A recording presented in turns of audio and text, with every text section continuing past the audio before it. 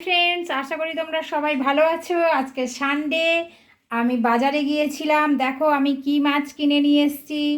এটাকে বলে লোটে মাছ। এটা তো তোমরা হয়তো অনেকে খাও না, কিন্তু এ ঝুরঝুরে করে রান্না করলে না দারুণ লাগে। আমিও প্রথমে খেতাম না, তারপরে একবার খেয়ে ভালো লেগেছে। আজকের অনেক দিন পরে নিয়ে এসেছি। এই শীতের মরশুমে এই প্রথমেই এই মাছ এলো। আর এটা শোল মাছ, ছোট সাইজের শোল মাছ পেয়েছি, বড় শোল মাছ পাইনি। এই ট্যাংরা মাছ পেয়েছি, ট্যাংরা মাছ নিয়ে এসেছি। আর এই মাছের মাথা কিনে নিয়ে এসেছি, এটা দিয়ে আমি একদিন বাঁধাকপি রান্না করব। আর এই পাবদা মাছ, দোকানে এত ভিড় ছিল আমাকে কেটে দেয়নি, এখন আমাকে কাটতে হবে। আর এটা হচ্ছে চিংড়ি, ছোট চিংড়ি। এই চিংড়ি দিয়ে মা এক রকমের তরকারি করে, কুমড়ো বড়া আর ডাঁটা দিয়ে। সেটা একদিন তোমাদের দেখাবো, দারুণ লাগে আমাদের।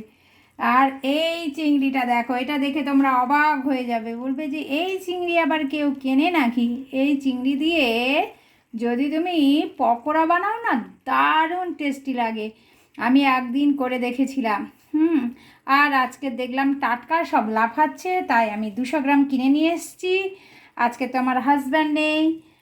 আর দেখো এই একটা আছে ছোট চিংড়ি, এর জন্যে আমি কিনে নিয়ে এসেছি পুঁই শাক আর হচ্ছে থোড়। এটা দিয়ে আমি রান্না করব।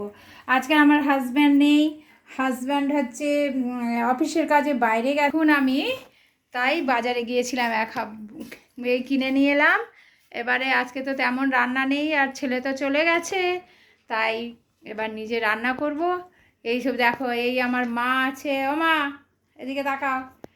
এই এই আছে মা। ঠিক আছে বন্ধু, তোমরা ভালো থাকো। তোমরা আজকের সানডে, তাহলে তোমাদের অনেক কিছু রান্না করতে হবে। যেহেতু আমার হাজব্যান্ড, আমার ছেলে নেই, তাই অত রান্নার তাড়াও নেই, ইচ্ছেও নেই। কারণ ছেলে থাকলে যত রান্না করতে ইচ্ছে করে মায়েদের, ছেলে বাইরে চলে গেলে তখন মনে হয় আর কি রান্না করব, সেই এনার্জিটা পায় না। তোমরা সবাই ভালো থাকো, তোমাদের ছেলে মেয়েদের সুন্দর সুন্দর রান্না করে খাওয়াও। আজকের এই পর্যন্ত, টাটা, বাই বাই।